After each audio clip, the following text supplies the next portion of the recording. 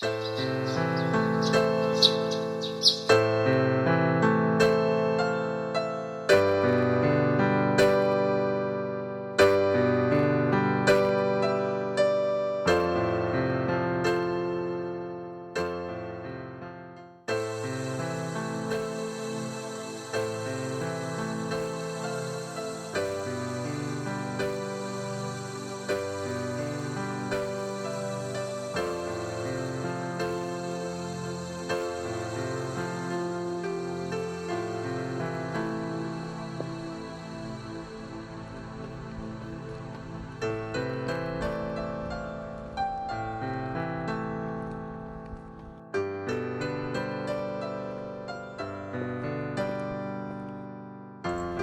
சர்ச்சுக்கு போகிற வழியில் இப்படி வெளியே உட்காந்துருக்காரு.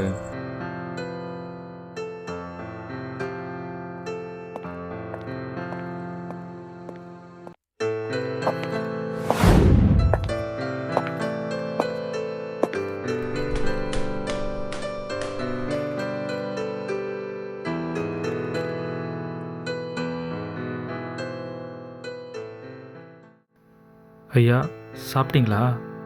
இல்லையா, 4 நாளாவது சாப்பிட்டு தேவாலயத்தை தேடி வந்தேன். ஏதாவது தர்மம் கிடைக்கணும். இதாங்க ஐயா, பிஸ்கட் கொஞ்சம் சாப்பிடுங்க. ஐயா, ரொம்ப தேங்க்ஸ்யா. கொடுங்க, நான் பிரித்து தரேன்.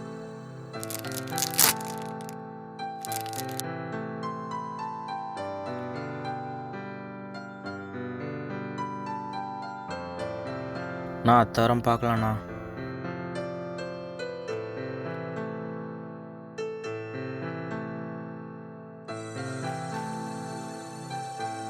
என்ன ப்ரோ பண்ணுற, வெளியே சர்ச்சுக்கு வரலையா?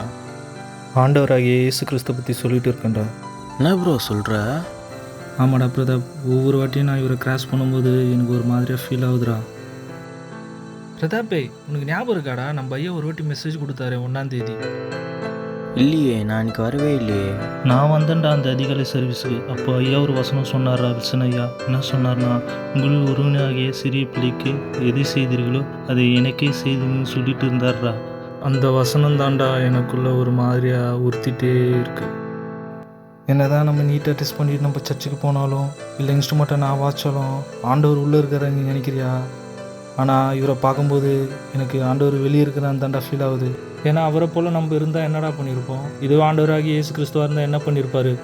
ஃபஸ்ட்டு அவருக்கு தான் உதவி செஞ்சுருப்பார். ஸோ அதை தாண்டா நான் இவருக்கு பண்ணதாக ஃபீல் ஆகுது. கொஞ்சம் மனசு நிம்மதியாகவும் இருக்குடா. நான் ஒன்றும் சும்மா உட்காரலடா, இவருக்கு ஆண்டவர் சுஷியத்தை பற்றி சொல்லிட்டு இருக்கேன். யார் சொல்லுவா? அநேக பேர் உள்ளே போயிட்டு வராங்க, உள்ள முதியவர்கள் ஏகப்பட்ட பேர் இருக்காங்க. ஆனால் ஒருத்தர் கூட வந்து இவர் என்னன்னு விசாரிக்கல. ஸோ எனக்கு அது ஆண்டவராக இருந்தால் என்ன பண்ணியிருப்பாரோ அதை தான் பண்ணுன்னு எனக்கு ஃபீல் ஆகுதுடா. ஆமாம் ப்ரோ, நீ சொல்கிறது கரெக்டு தான் ப்ரோ. போன சண்டேல கூட ஒரு நான் வெறுப்பேற்றினேன், கலாய்ச்சிட்டுலாம் போனேன் ப்ரோ. இப்போ தான் ப்ரோ புரியுது இதை பற்றி எனக்கு.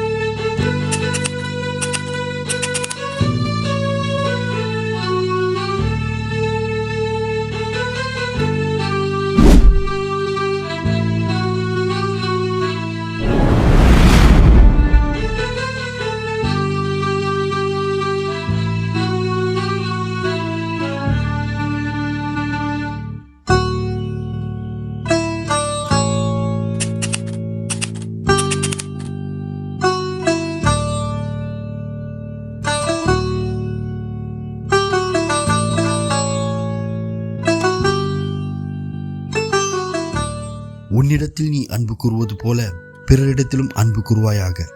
லூக்கா 10:27.